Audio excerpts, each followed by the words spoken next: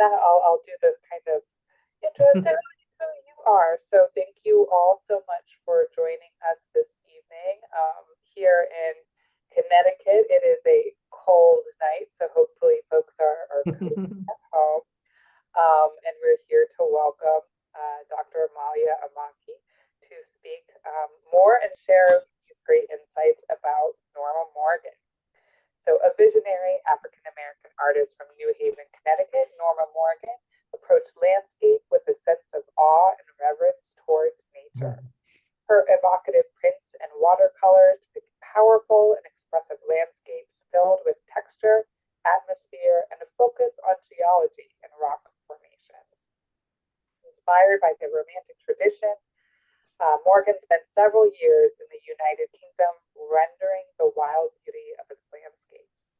The scenery continued to inspire Morgan after her return to America.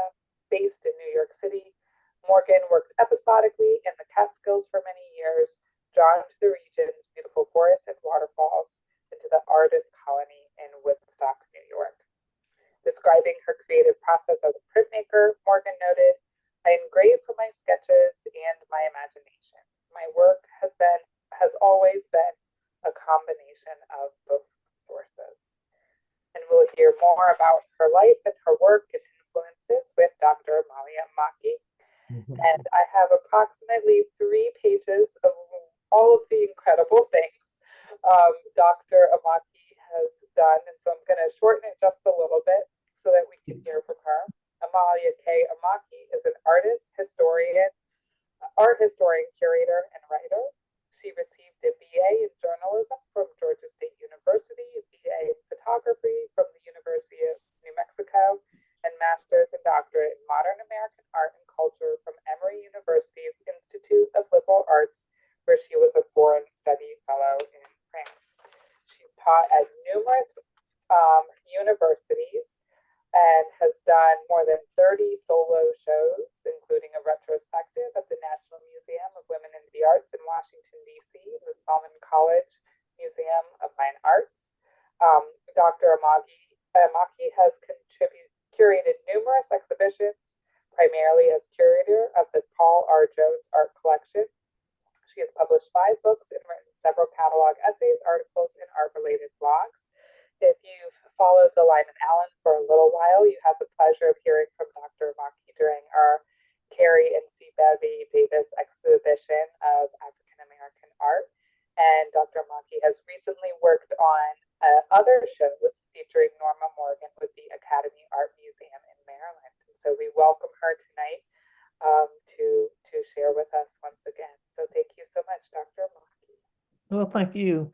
And I think we discussed earlier that if there's a question, jump right in with that question. I would prefer to be more conversational than have this sound like a lecture. And I think that would please Norma if we did it that way. And I wanted to begin by reading a quote, reading something that Norma said about herself, and I think it captures a lot of why she did what she did and who she was. And that is someone who is very clear to me that Norma Morgan was really not someone who wanted to put an image in front of us for the sake of interacting with that image. I think her objective was to train us how to see nature, and to see nature not because of her work, but see nature through her, through who she was. I think she saw herself as someone who was not in union with nature. I'm sorry, someone who did not commune with nature, but someone who really was fully in union with nature. And she said, "Nothing makes me happier than to sit out in the wilderness and work on my art. It is getting increasingly more difficult to find unspoiled, undeveloped areas that I can walk to or ski to because I do not have a car. So when it snows, I must ski. And you must know that I am sports minded. There are many untapped resources in nature without always trotting the well worn artistic paths. And I try to seek out the wilder, the more eroded, the more weathered, the rocky gorges and ancient woodlands. And I would like to revisit them, like Utah and Arizona deserts. I'd like to be there again and again. I work in the Catskill Mountains area of New York State some of the time. Hopefully, I would like to visit England and Scotland again. I'm also inspired by faces and persons where lifestyles have fashioned them into interesting characters. Rembrandt, through his art, romanticism in literature, and biographies of interesting composers of music keep me reading. My friends and family inspire my paintbrush and engraving tools. When Norma Morgan was a little girl, somehow she knew by age 6 that she wanted to be an artist. She didn't say that to anyone. She demonstrated it to them. And when she took it upon herself to repaint the flowers that had faded on wallpaper due to mildew, she was making a statement not only about her interest in the beautification of that wall, because that was important to her, even though she was 6. But she also was making a statement about how she saw her purpose in the world, even though she was only 6. It's also striking that her talent was recognized as extremely important by Elton Fax when she was still a student in high school in New Haven. He not only encouraged her, he referred to her whenever they had contact as an artist. She never lost her passion for how it felt to make art when she was in high school. Her favorite subject was sailboats. And she said there was a liberation, a sense of freedom, and a sense of what she later referred to as otherworldliness that came over her when she created these images. So by the time she was in high school, not only was her talent obvious, but her interest in nature was forming. It was all for her in those early days about the freedom of the wind, the rushing of the air, and the favorite air for her was when there was a storm approaching. In addition to Elton Fax, she frequently referred to the influences of people like Hoffman. Attending the Hoffman School was what prepared her, she said, in some ways, for what she later learned was critical to her art making, and that was strong senses of not only design, but tones.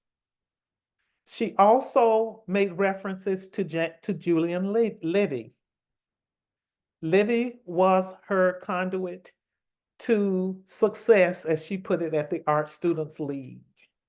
And it was a student of Liddy's who encouraged her to seek out William Stanley Hayter, who was her conduit to the atelier in New York. But she said getting there was just half of she called it the problem. The other half was realizing that it was not a classroom, but a workshop. And as such, she took it very seriously that her objective was to teach herself and to learn from the work of others who were in the workshop. So she was an attentive observer.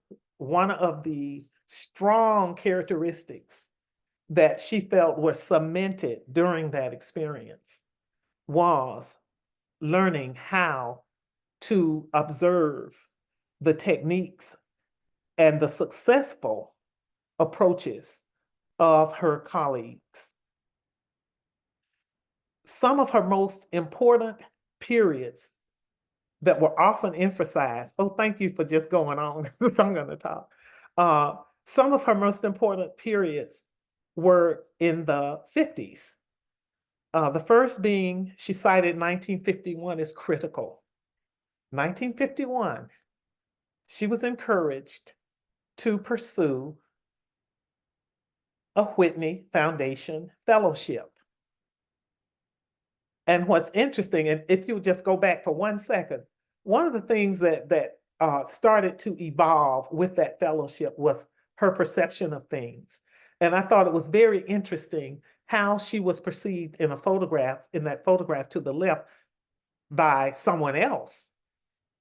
And even though it may appear to be minimal, just the way that she saw herself, here she's already reiterating work techniques that will become a part of her signature style, and that's using dramatic light. But she insisted her use of dramatic light, while influenced like Rembrandt, was not like Rembrandt's, i.e., she saw herself as a modern version of these earlier masters. She frequently described her style as modern romanticism. Okay, you can move on there. She also emphasized that fellowship allowed her to go to England and Scotland. And she called it transformative because prior to that trip, her greatest fascination and approach was how to improve on abstraction. That trip on that fellowship, she said, cured her of that need. It wasn't that it was no longer important. She said she realized it was no longer of her. And it was this relationship with nature that she was allowed to experience on that fellowship that really cemented her interest in the landscape and what she called the toughest elements of nature. You can go to the you can move them now.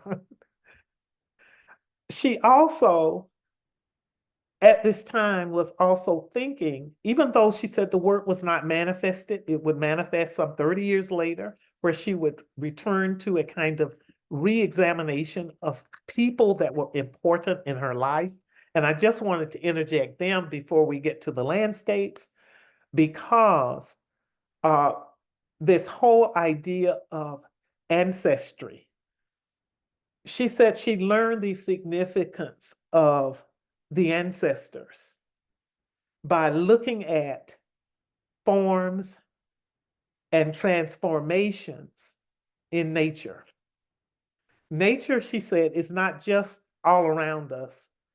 Nature is our teacher. Nature is our vision. Nature is our nurturer. And nature is us. So her references to her ancestors, like her grandfather, you can go on, because even her treatment of her mother and the image that's called the ancestor. Now, it's interesting that most people refer to the ancestor as being another portrayal of her grandfather.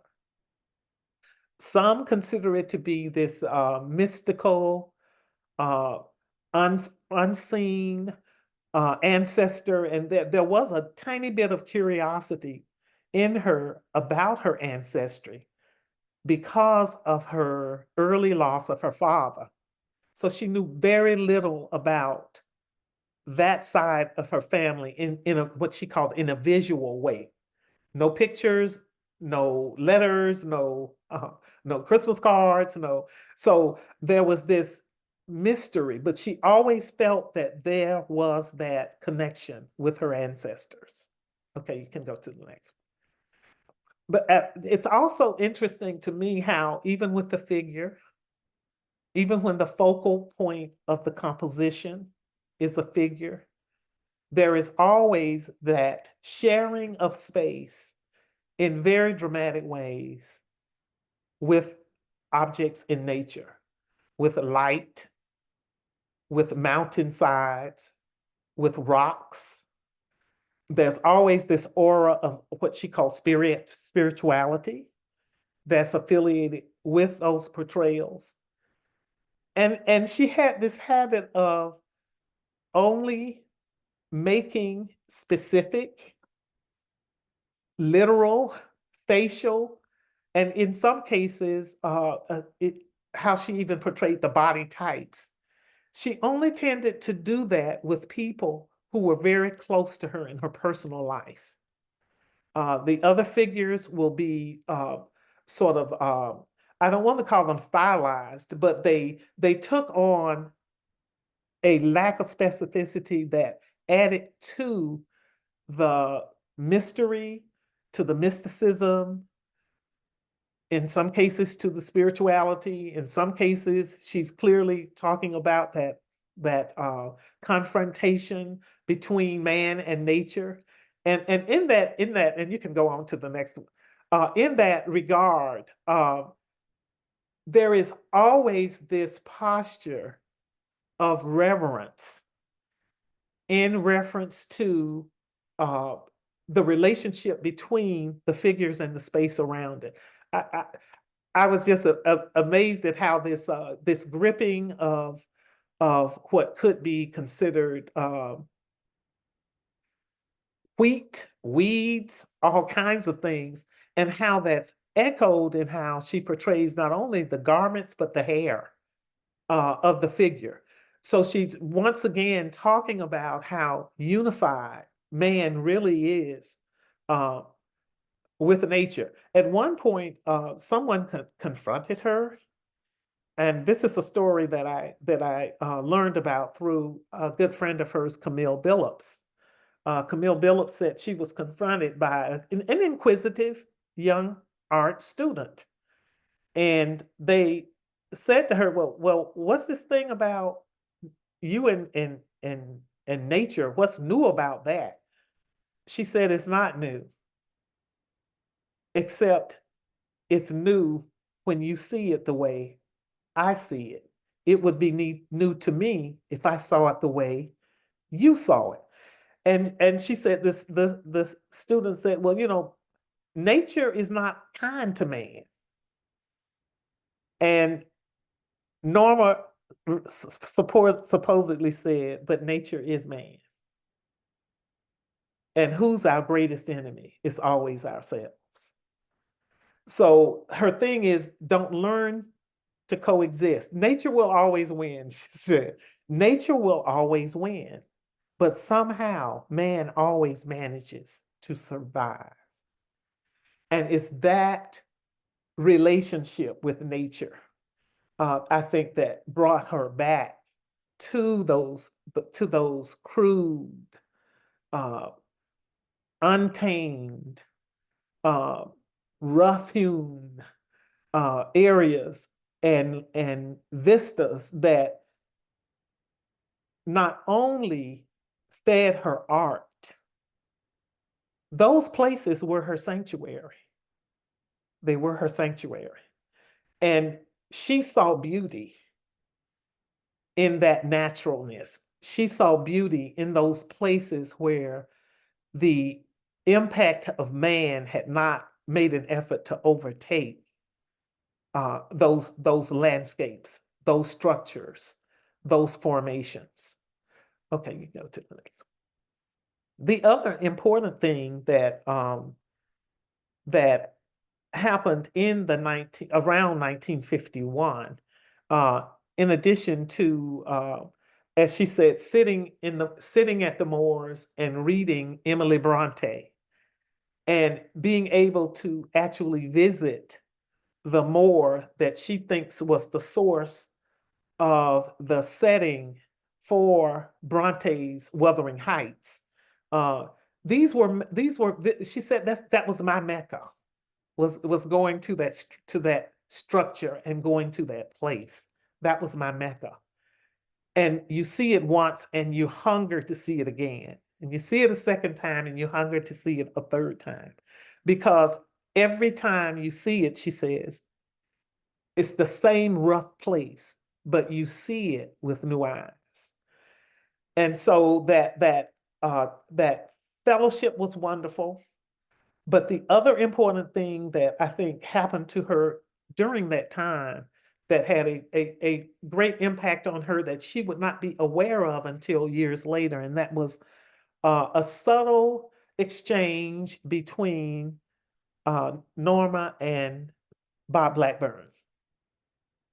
Bob Blackburn uh, actually felt that the moment he saw some of Norma's work, he said, I have to get her to the workshop.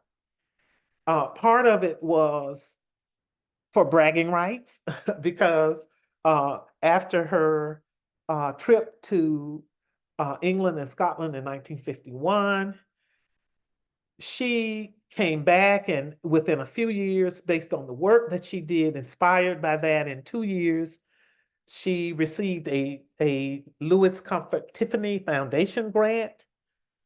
And she took that money and established a studio. And even though she preferred to work outside, that studio was important to her because she could set up a mechanism for making prints. That led to her getting two very important commissions in that same year. One was from the Library of Congress. The other one was from the Association of American Artists. Well, by 1953, receiving those commissions, having done this extensive research on site, and like she said, you have to see it. You have to stop reading. The novels are wonderful to motivate you to get there, but you have to stop reading at some point, she said, and get on the ship and go over there. And that's what she did. She not only abandoned abstraction for a while, when she was in England and Scotland. She also began to become fascinated, not just of the landscape, but some of the what she called old buildings, ruins, uh, resting places that she saw as well. So it grew from just the landscape to now she's looking at isolated aspects of the landscape that serve for her. They take on the role of the figure in figure ground discussions. Uh, it's not a human form. It's a relic, or it's a rough hewn. It's a rough uh, pile of rocks, or it's the sediment of what she called oh, I've forgotten that funny word she used for that, but those became her subject matter, and there was almost always a mist like light, became a part of her style that she went back to again and again and again. And what's so interesting about some of the rock formations in her work, some of them began to take on subtle references. When you see a little tiny form, like in the base of the image on the left, you always have to wonder, okay, is that really people, or is that a part of the unkept landscape, or just what is she saying? It is one of the ways that she, now I think in that case it is referencing people, but you also get that same feel in the image on the right, the lower kind of leaning toward the left, uh, to the right. And I think by making us question exactly what that is, it's her symbolic way, her coded way of saying, at the end of the day, we are nature. We are nature. We are not separate. And part of the conflict, she said, that people see man against nature, this kind of thing, that, as she called it, that old man and the sea syndrome. Part of that is trying to be separate from something that is fundamental to your being. So her work is just re almost redundant in saying that, but there's also that desire that's unquestionable, that she not only championed these scenes, but she really wants us to see them through her. You can go to the next slide. Her when she does these um, interesting kind of placements of figures in landscapes. Uh, they're always in, even though the figure on the right is kind of dance-like, but they're always in these uh, uh, unusual, almost distorted uh, poses and things that, if you think about it, it emulates the things in nature. If you look at a tree on a windy day, or you look at bushes, or you look at, this is how they perform in the presence of storm winds or strong gusts, or even, as she said, sometimes the weight of snow will totally transform the form of a bush or the limb on a tree. And if it's in a certain twilight, parts of that form will almost disappear. It's blurred by not only the light, or the decreasing light. It's also blurred by the connection with the snow. The snow whitens the darkness of the limbs at night. That sort of thing. And so I think even in her figurative work, often she's still alluding to how much we are like nature, and how we are in fact nature. Okay, you can go to that. Some of her more interesting imagery are her trolls, and many of them, she will kind of shroud them in these atmospheres that are kind of garish green. But it's interesting. Uh, Once again, in a conversation with Camille, Camille Billups, she shared with me that in one of the troll paint, it was a watercolor. Um, she questioned Norma about. She said, "Norma, one of them looks like you." If you know Camille is very forward. She said, one of them in the face kind of looks like you. And she said, well, they're from my imagination, but I can imagine being a troll. And she said, now what does that have to do with nature? She said, trolls don't have a problem with nature. They live very comfortably with nature, but they are also not ridiculed by, quote, humans, other humans. But she said there's this hierarchy. And so she said, they're not just less significant. They're less significant in the same way that that rock is. That rock is only important to you when you want to sit down. And so she said her imagination and this whole idea of other creatures, of other beings, was an extension of, like she said, you ever walk through a forest at night? You see things and you hear things that you cannot identify as common. And that thing, that sound, that appearance, if you're not careful, your imagination will take you somewhere, and that's where the fear comes from. The fear comes from the unknown. The fear comes from thinking you, like she said, sometimes you're hearing, you hear the wind, but the wind sounds like a howl. And sometimes a branch will snap and it sounds like a footstep. So this whole idea of conquering, she told Camille said she told her once, I don't just love nature and I don't attempt to conquest nature. And I don't even try to understand nature. I just try to be nature. And she said, that's what we need to do. Just be. Just be. And I love imagining things. She talked about the the trolls who she almost talked about the trolls in the way, if you've ever seen the film, what is that, Planet of the Apes? She talked about a troll. There could be a troll uprising in the forest, and how would we know, and this sort of thing. So she really put them in the context of not just how we are foreign to the things in nature, how we actually, at the end of the day, part of what makes us want to conquer it is because we have an innate fear of nature.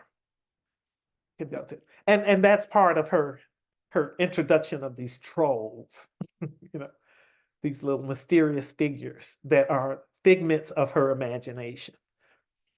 You can go to the next slide.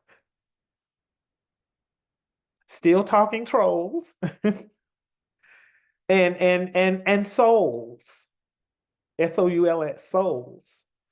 But I think even though she's dealing with her imagination in these works, because of the colorations and the way that she poses them, she human. Now these quote imaginary figures, she humanizes them very much.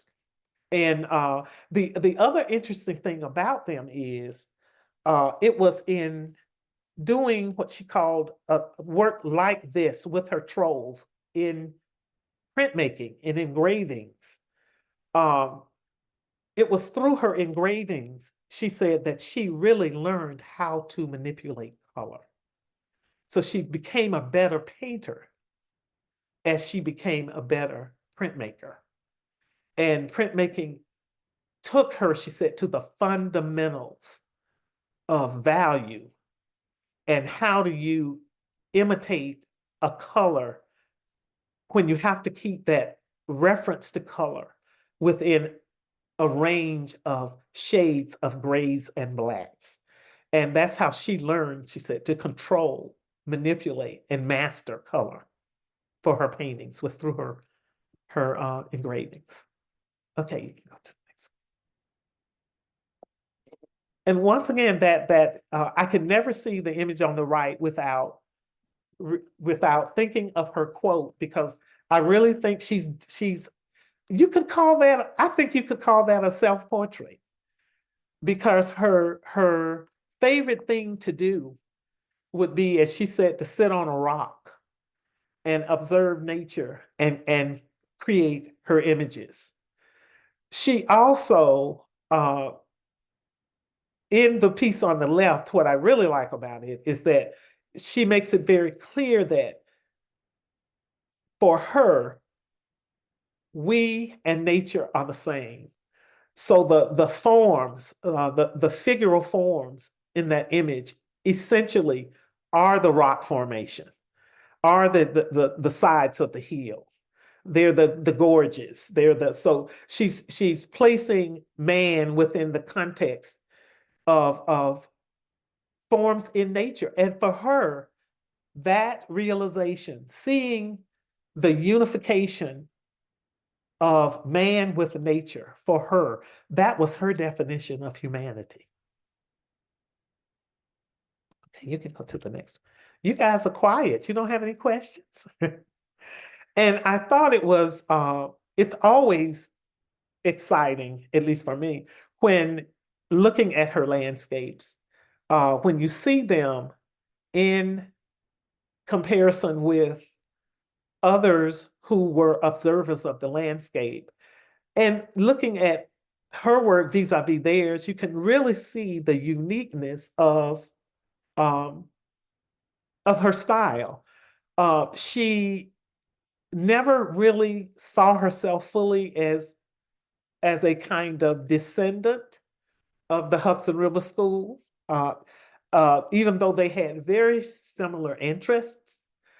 But for her, and this is Thomas Cole, most of you probably already recognize it, but that's Thomas Cole. And her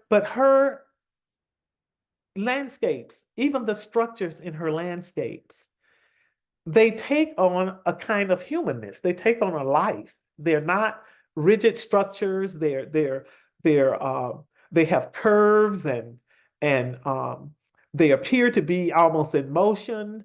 Uh, they're they're um, they are humanized in her eyes.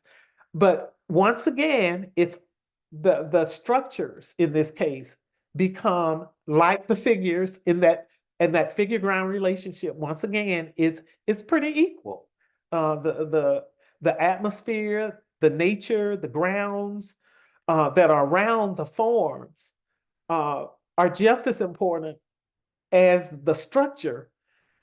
And so the structure, even though it takes on the role of the human, that structure in that figure ground relationship is not just a house. That house, that barn, that farm, that moor, it's more than in her works. And it's once again her I think that's one of the ways that she reiterates her comment that, you know, man and nature will always win, but man always manages to survive. The next image, you can see that close, what I call understanding of the aesthetics of J.W. Turner, who's Snowstorm. I think that's Hannibal and his army crossing the Alps. Um, and how she fully understands that aesthetic. But once again, while these, especially the palettes in these two images, are very, very similar, but they are worlds apart in terms of how they portray nature, the power of nature, the force of nature, however you want to describe it. And once again, I think that rock formation is her edification of like a humanist. There are elements to her work that consistently uh, avoids what I call the calmness of some of the other Hudson River School painters, and you'll see that again in a Duncanson in a moment.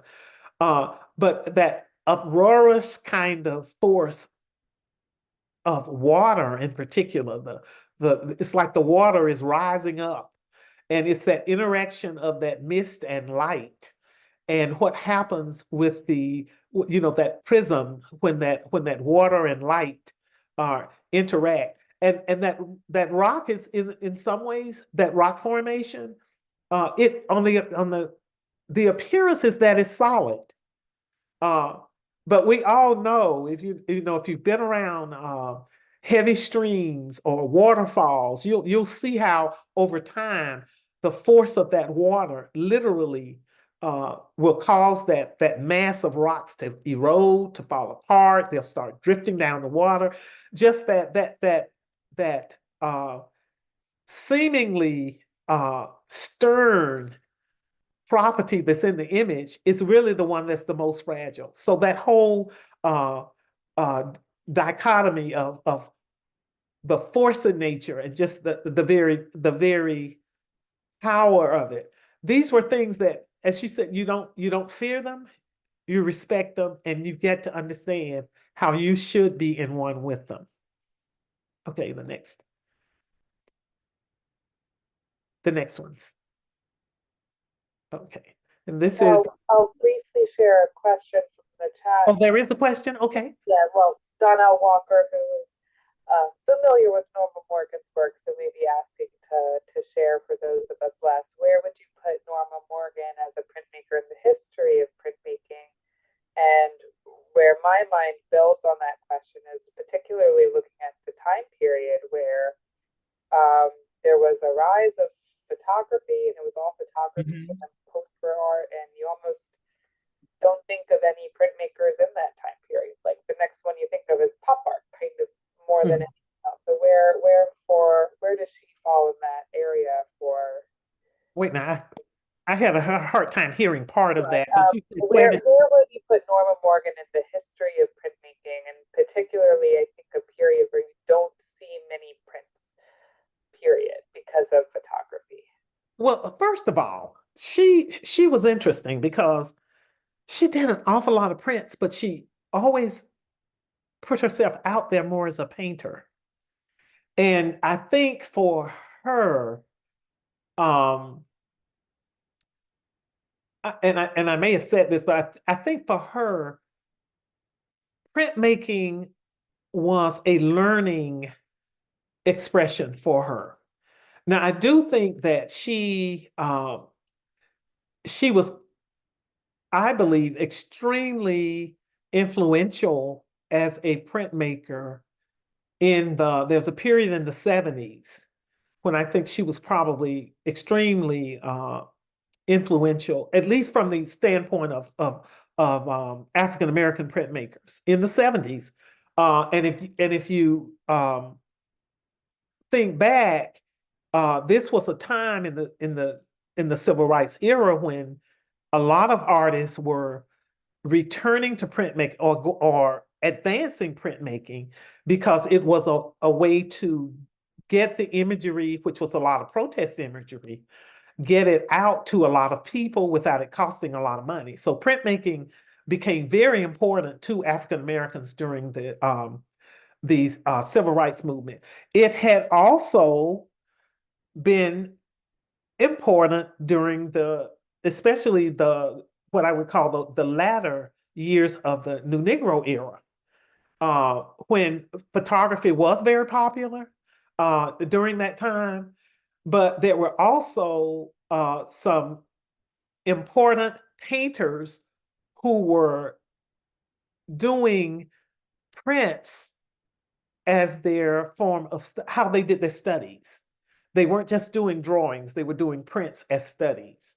And so, but to get back to her in the 70s, the reason I say I think she was very influential in the 70s, I am old enough to remember uh, uh, artists who were around me who were going to, especially to HBCUs, who were some of the first people to say the name Norma Morgan. It's why I knew her name. And I think that a lot of that had to do with her being promoted by Blackburn, because Blackburn in his workshop was uh, very, I don't want to say outspoken, but he was very,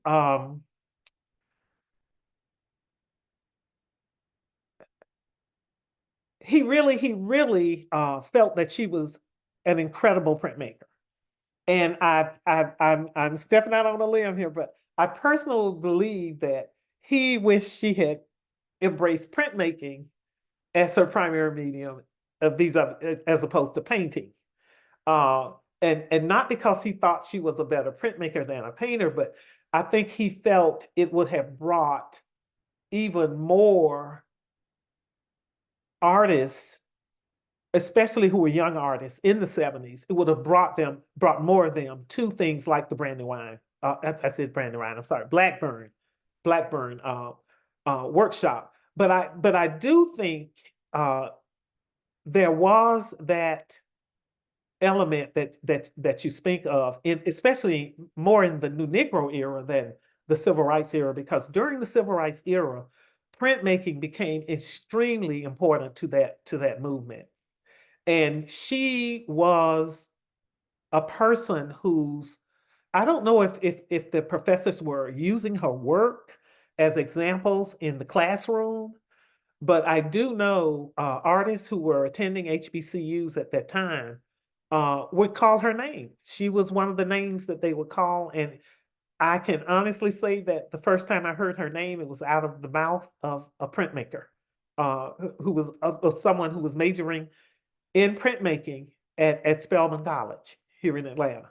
So I think she had impact at that time that she may not even have been aware of, because she didn't spend a lot of time, if any, in the South. But the students that came to the Atlanta University Center came from all over. But students were aware of her work, her superior printmaking, and she was discussed. So I hope that answers that question. Did she ever do any photography, or was it painting and as the main focus and the residual benefits of printmaking? Did she ever do photography?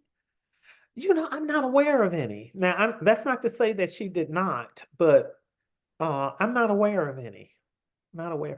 I think she had a, I think she, even though she called herself a painter, primarily she was a painter. I think she had a love affair with pencils. I think um, drawing was something that I think she, and drawing is a part of printmaking in most cases. So, but I think she had a fascination with that pencil, because even some of her um, paintings that she did later in life, there's some very strong linear qualities in those paintings. But I'm not aware of any photography that she might have done, and that's not to say she didn't do any. I'm just not aware of any. Mm-mm.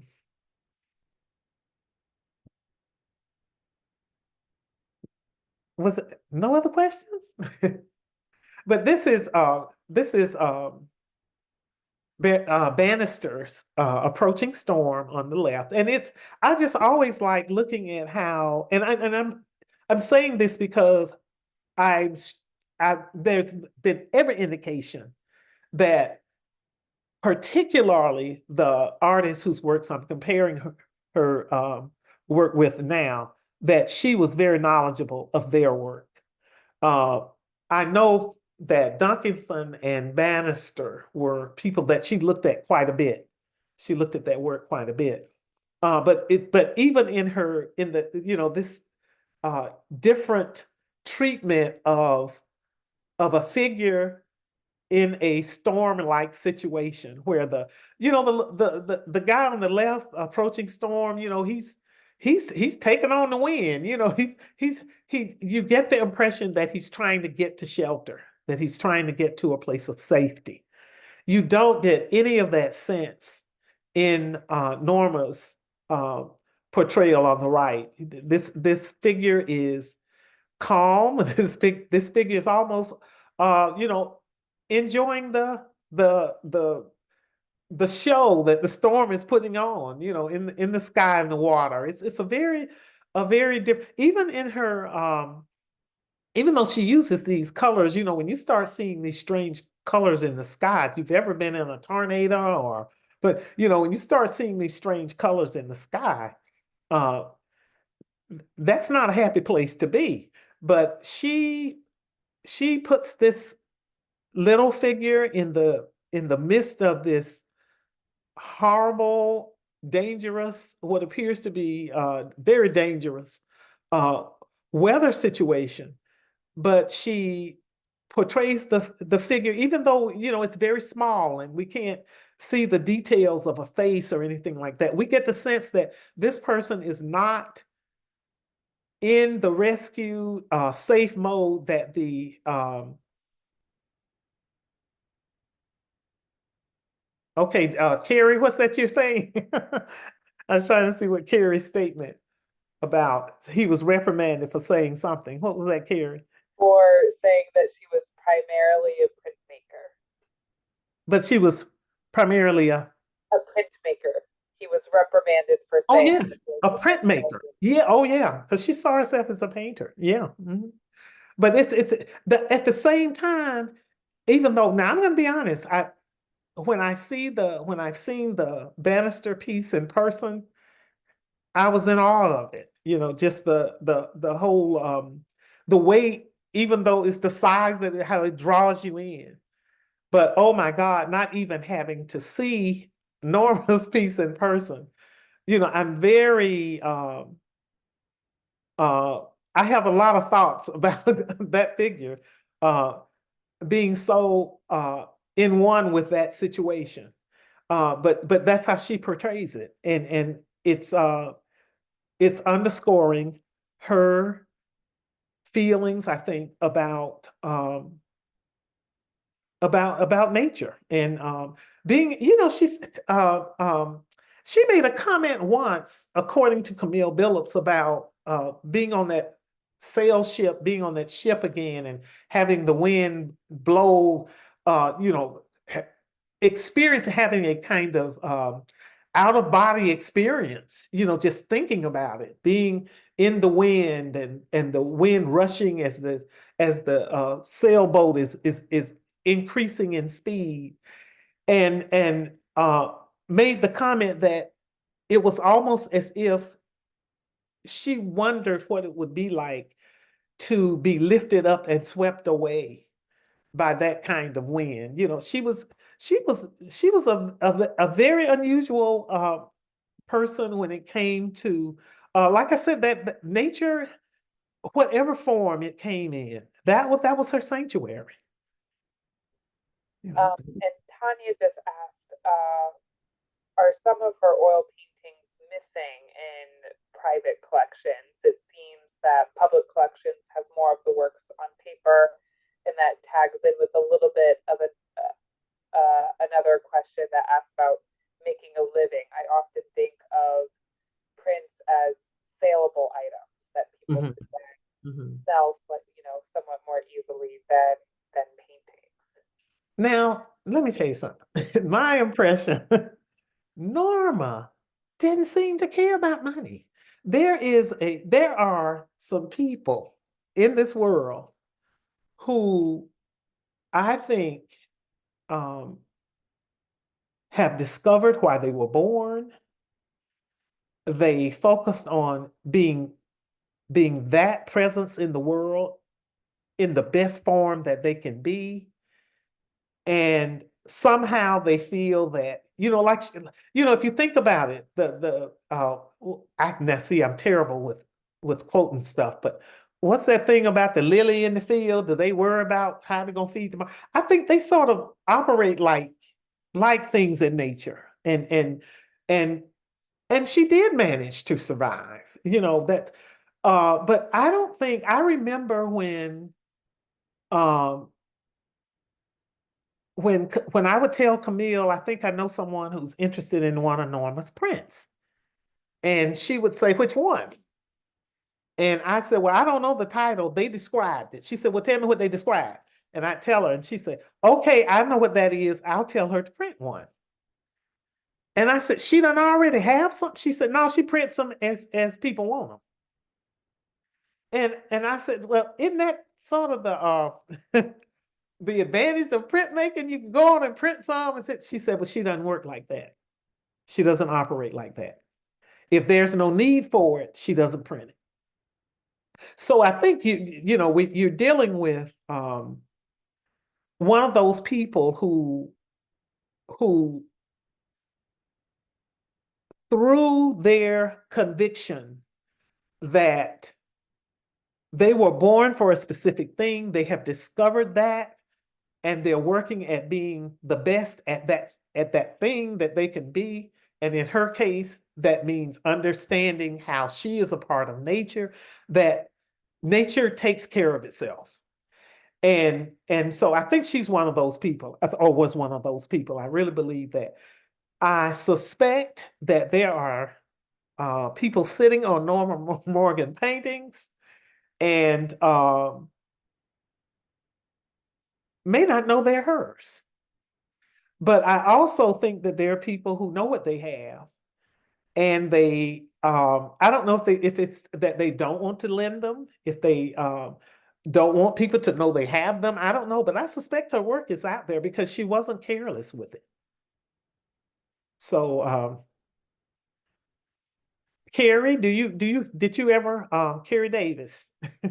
Let us know if you ever, because I know Carrie spoke with her personally. Yeah. Can If you hear me? yes, I can hear you. Yeah. Okay. I was trying to come off mute. I didn't want to crash Oh no, no, no. Go right ahead. Go right ahead. I was looking at some of the questions. I just couldn't help but laugh. Was she able to make a living as an artist? She got plenty of my money and a few others because But you know, Carrie, she did not. Um, she did. She did. yeah, she And didn't. I mean, you went to her, right? You went to oh, her, absolutely. right? She didn't solicit. And to your point, she printed on demand. Yeah. She had a very small space, and storage would have been an issue for her. Mhm. So if you see some of the limited edition prints, or maybe an edition of 50, I mean, you should the works are really rare because if she could squeeze 20 out, that it would stop right there. It never would get to that 50, that edition size of 50. If she does get to 50, she'll cancel the plate. You'll cancel that plate. Yes, you will. So that's how it is. And if she, what to say, is she making a living? I thought Norma Morgan was a kept woman. I don't think she really worked with her mother forever, everywhere they went. And when I met them, they still live together. Mhm. One lady 80s and this lady in her 70s, and I have a twin brother, and I think they were closer than we are. They were still, you know, that umbilical cord was still there. Mhm. But Carrie, you know, her mom was so young when she had her, Yeah, well, and it was just the two of them. You know, so I can see that. and our mother did a lot of domestic work, and Norma was right there in tow. There was times when she went off to boarding school, but as soon as that piece was over, she was right back with her mother, and they always lived together. And our mother was a great provider. Um, and they did their work, and they sang and they played together. It's a beautiful relationship. It really was. And you know, it goes back to that that comment that I think she even that Camille said said to her, and that is that, you know, I print them when I need them. Right. And I think she said the most she ever saw in her edition, the largest edition I think Camille said she ever saw was 30. And that's because she was commissioned to do 10 of them. Mhm. So she did 10 at one time for that may have been that Library of Congress commission. But she said that's the most she's ever, and she said she'll have the nerve to say edition 9/20, and she never get past 10. You know how Camille is. She Oh, never get past 10. So people think it's 20 of them out there, and it's only 9, you know, that kind of thing. So, but that was her intention, was to do 20. But she just never got there because she printed as needed. well, I'm still excited, hoping that I could find some of her paintings. Uh, I haven't seen many. Mhm, I've seen a few that were huge, and mhm, uh, but I didn't think I didn't see the relationship.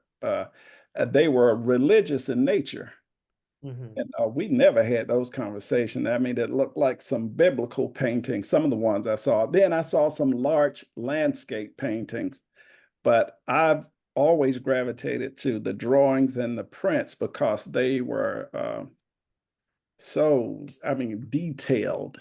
And that's what I love. And I remember telling her, wow, you'll primarily be remembered as a printmaker. And before this Southern accent could finish saying that, mhm. she, She she lit into you. and corrected me right away. No, I am a painter. Yeah. That's okay. She's a painter. So, but it's all good. It's all good. And she I'm trying to think of who has that where I saw a painting. Um Brendan but Larry Thompson has a painting. no, no, it's a it was not anyone I knew. Um I- it'll come to me. It'll come to me. It was someone's home that I was in by accident. It wasn't by design. And um and I just happened to say, who did that? It's that kind of thing. Uh, And and uh and they said it was Norma. And sure enough, you could see the little signature in the corner. But yeah. Oh, we can go to the next image because I did want to mention, most of the people that I mentioned that whose work um she was very aware of. She was also very aware of the work of Grafton Tyler Brown, even though he was in another part of the country. He was out in California, the first African American to really document and sort of delve himself into the Pacific Northwest as subject matter. But he had some very similar ideas about the relationship of man and landscape, where he really broke with I think with Norma was Grafton Brown remained a studio painter. He would do exhaustive sketches and make incredible notes about his scenes, but he rarely took his easel outside and painted directly from observation. But if you ever get the opportunity to see his studies for his many of his landscapes, they very much will remind you of Norma Morgan. That intimate detail in those drawings and those, he called them sketches, um, but he was one of those people too, like that I see as having a similar personality to Norma, that like that ever ready bunny, take a licking and keep on ticking. Because he really experienced some harsh episodes in his life on the West Coast, being a mixed race person, and like he said, I fully understood the one drop rule. So, but I did see uh, a temperament that was similar to uh, Norma Morgan's in many of his paintings, and she was very much aware, even though Grafton Brown got very little recognition after he died. He just kind of fell off the face of the earth as far as the art world was concerned. He was very respected for his Yosemite National Park images when he was alive, but something happened when he died. He just fell off the radar for but she was one of the people who remembered him and and studied him in the best ways that she could. There was not a lot of literature about it, uh, but she did what she could and made comments. Camille and I used to talk about him a lot in conversations we had also about Norma's work, and she said, "Oh yeah, she called him G.T. Brown." That's what Camille called. She knew G.T. Brown. She was very familiar with this word. Okay, you can show the next. And I see in some of her what I call sort of uh, subtle incorporation of abstract forms and ideas in some of her later work. She never goes fully back to abstraction. But I even see uh, another artist who I know she admired, and that was Erin Douglas. Uh, she she I think was most taken with the way that he compressed comprehensive narratives into a few images. And that compilation of all of these related stories into a single image, I think is one of the things that she may have been doing with her landscapes. The landscapes weren't just about that scene; they were her observation of that scene, but it was echoing in a number of things that were pertinent to how nature operates and how we interact with nature, and how it in in her eyes, she hoped, I think, that we would see nature through her eyes and form a different relationship um, with nature. Uh, that there was something else that came to me and it just went out of my head.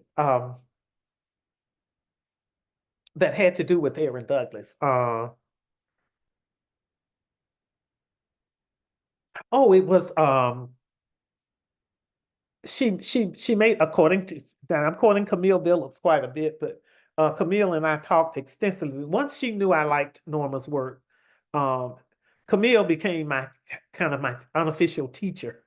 And but I told her I saw there was a coloration in many of Aaron Douglas's panels from the aspects of Negro life series that he did, that they would remind me of Norma. And it wasn't the subject matter, it was those colorations. And Camille always made me feel very proud because she said, "Girl, you understand," and how she went from the prints to the paintings. And that's what she was trying to tell you all. There's a way, you really want to become a good painter, do prints that have 30, 40, 50 ranges of tones in them. And from that, you do that often enough, you will understand color relationships. You will control color. You will master color. And that's what she said. I think that's what you're picking up on, even though I couldn't articulate it very well at the time.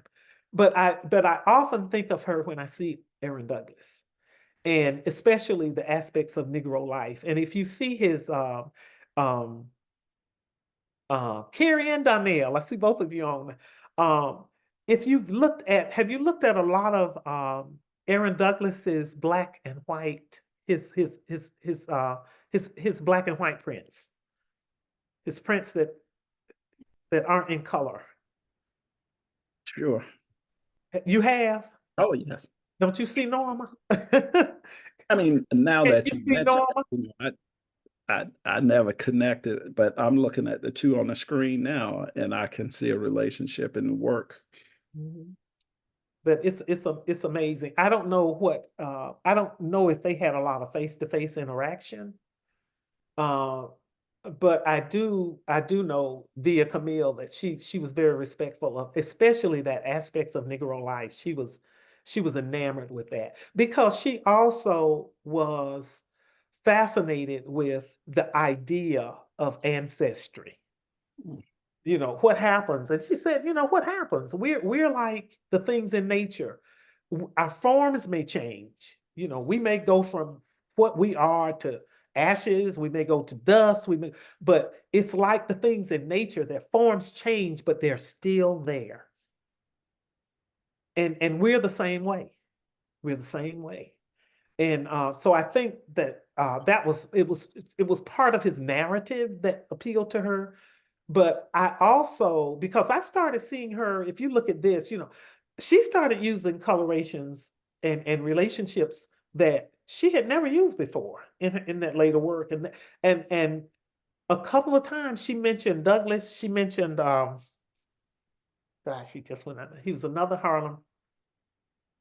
Uh, he was another painter in the Harlem Renaissance. But Aaron Douglas was, you can't dispute it. She was very interested in his work, and thought that he did a good job of, because if even if you just look at this, that the way he starts to incorporate the landscape into uh integrating that with the figural forms that are in in that. And you know, some of his panels, it's even more intense than in this one. But I really, every time I see the image on the right, especially after I got the uh wall text and things that the museum sent, I just immediately thought of Aaron Douglas. It's amazing. I think that's the last pair of slides. So I think that's it. Isn't that it? I think so, yeah. Yeah. Um, so, we have another couple of minutes in case there are um, Oh, there are a few more. Okay. couple You can more. keep going then. I forgot. This is the last of the slide images, but in case Oh, there okay. are That is it. more Okay. questions. But yeah, with this one in particular, I'm looking at the corner with the hands reaching out, grabbing, snatching hands in the Aaron Douglas, but evocative in these more tree-like limbs with her works. Um, but yeah, any final questions from folks? One of my personal comments is, we all are well aware of how powerful work is to see in person and as Mm-hmm. valuable as it is to see and learn in a virtual program. With her prints, they almost glow, that Mm-hmm. layering of the Yeah. light, the shadows, the ancestor piece in particular, it glows in this Mm-hmm. that it's in. And so um, if folks haven't had the opportunity to visit the Lyman Allyn yet, come and see it, or seeing her work in other places, and getting that quality through is so important. You know, I agree. There is nothing like seeing her work in per. You know what? The same way she felt about you've got to get out there and see nature. You got to sit in it and see it, and not just look at other people's interpretation of it. That's how that translates to her work. There's her work is transformative if you when you see it in person. When you're standing there in front of it, and it's just so. I think I feel very strongly that through her work, she really made an effort to get us off our seats and out in nature. Get out there, and the fact that she never bought a car. Now I know New Yorkers, they don't buy cars. A lot of times they don't buy cars, but not having a car was something that even when she was not in New York, not having a car, it meant getting out there and face to face with nature, and nothing seemed to thrill her more. Uh, she There was a day when uh, I understood that she wasn't feeling well. Camille said, "Oh, she's not feeling good today. I'm gonna leave her alone."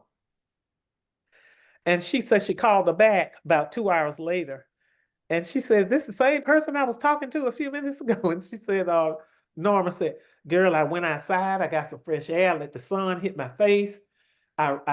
She said, I couldn't run. I'm too old to run, but she said I wanted to." And so it's that uh, kind of experience that I think she wants everyone to have. And if you won't get out there and physically do it, she wants us to see it through her eyes. And that whole thing of through her eyes, I think that was critical um, to her work. And just to quickly return to that painting question, I really believe there are paintings out there. Um, and hopefully programs like this, exhibitions like this, will, for lack of a better way to say it, will smoke people out. That they'll come forward and say, I have a Norma Morgan painting, or I have a Norma Morgan. I think the more she's exposed, and her just her importance to the history, I would like to say the history of African American art, but her work is important to the history of American art. It's extremely important. And for the sake of that, I hope that at some point they will step forward, because I think she has paintings.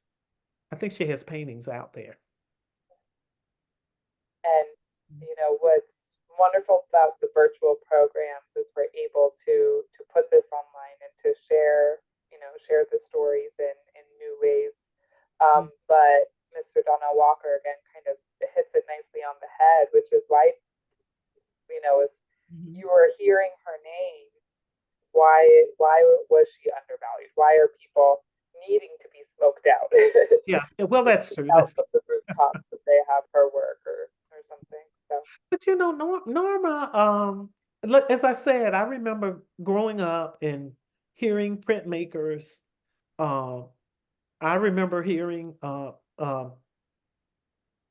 Lead Mills and John Riddle, and there was and Blackburn. I remember when Blackburn came to Atlanta, and he was talking about Norma's work, and so I heard this name, but it was, as Carrie and Donnell, it's always been amazing to me that her work was not getting attention, that people weren't talking about how amazing it was, and how there's always been, for certain for artists with a certain bent, there's always been this crossover between great literature and imagery. But there's something about Norma's that's unique.